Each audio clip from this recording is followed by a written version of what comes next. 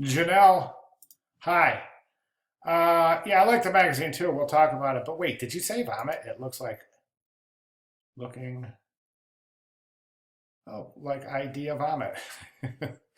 I disagree, but we'll take a look at it. Let's look at the Yarn Addict. All right, there's a couple of things here that are really, really going to work well. And I think that a lot of what I'm about to say is going to make such good sense to you. So here's what I'm thinking, all right? So you've got this page is still really kind of off balance, and it's pointing this way. It's leaning this way, and we can fix that. And the reason it's leaning that way is because of the heaviness of this image on the right margin. I'm sorry, the right text column is pulling this way. And the fact that this is left aligned and the mark is pulled over to the right side of the, I'm sorry, this is right aligned. The mark is pulled over to the right side of the left page of the composition, which again is kind of tilting the whole thing this way. And then you've got some inconsistencies and some difficulties for the eye. The eye is having a difficulty starting with Yarn Addict, then jumping down here to the subhead, and then jumping over here.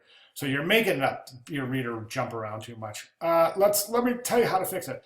Okay. Also, I want to talk about the folios. You would never put your page numbers in an element that is specific to a specific article. Your folio numbers typically located at the bottom, and those are part of the magazine, so they're not part of the the article. Okay, so typically you would have issue number, magazine name, and then a page number. And then the reverse over here, have it in reverse over here. Okay, so how are we going to fix this? First thing we're going to do is we're going to right align this.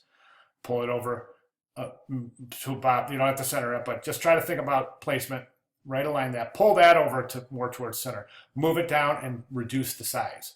You're going to take Get Obsessed and put it underneath Yarn Addict. Then you're going to add what's called a deck. A deck is 4 or 5 sentences that will span the width of this, 2 of these, okay?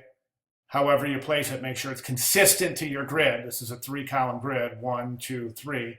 So make sure it's consistent. And then place your deck over there. And then what I would do is align, watch your alignment somehow, get this working. Right now it's not aligning with anything. And then drop cap, the K goes down into the paragraph, not up above it, and then you would only do the K, not the rest of the words, okay? Again, that would go down 3 or 4 spaces. Now your typeset, your justified type looks good. However, you wouldn't indent this far. I think you should use a space between. It's a setting in your paragraph settings and in your paragraph styles in InDesign. And basically what it does is when you do hit send for a new paragraph, it'll give a nice space instead of having to indent those 9 spaces or whatever, really decimating your left margin. Okay, and then again, we see that happening again over here. This is where your type is getting really loose. Look at these spaces, really bad spacing. And I think one of the reasons there is that's definitely your justified settings. So look at in the conjunction of that space and this river right here, and this indent is just really just destroying this part of the page. Okay, I think your kerning might be a little tight. I definitely think your leading is too tight right there. That almost looks like one word, but then look at how this is spaced out. Again, that points to your justified settings. Okay, other than that, I think you're looking great. So if you have any questions or if anything I'm saying doesn't make sense, just please feel free to ask. Okay, good job, thanks. Okay, so I guess I'll just continue here. Okay, so this isn't a gatefold. Gatefold. This is a gatefold. Where's gatefold? You'll have to go back and take a look at that, do some research on what a gatefold is. As a matter of fact, I mean, the whole setup is in, let's see, where was that introduced? Pamphlet, research, week 2, right here. I'm going to go to preview in that week 2 pamphlet introduction, and you're going to see right here. Here's all our settings. It shows you exactly how to set this thing up. Where am I?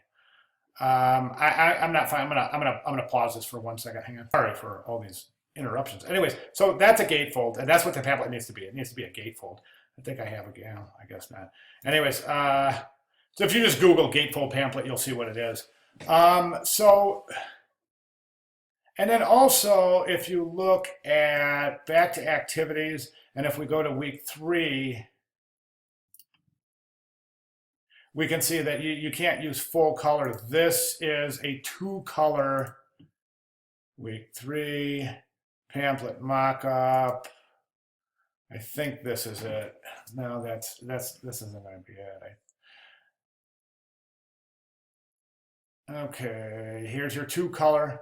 This is a 2-color pamphlet. So this gives you all your settings for 2-color, and then this gives you your setup too. So you're not set up correctly for a gatefold. Okay, so I'm just going to go ahead and wait till this is set up correctly, and don't forget it's a 2-color. So, but I will tell you right now that your justified settings are your look at your spacing. Word spacing is really horrendous. So think about that. Look how widely that's spaced, and then look at these are almost touching. Okay, so anyways, watch that gatefold, and I'm going to wait until you resubmit this as a gatefold. So go ahead, please make yourself familiar with those requirements, and we'll take it from there. Okay, thanks.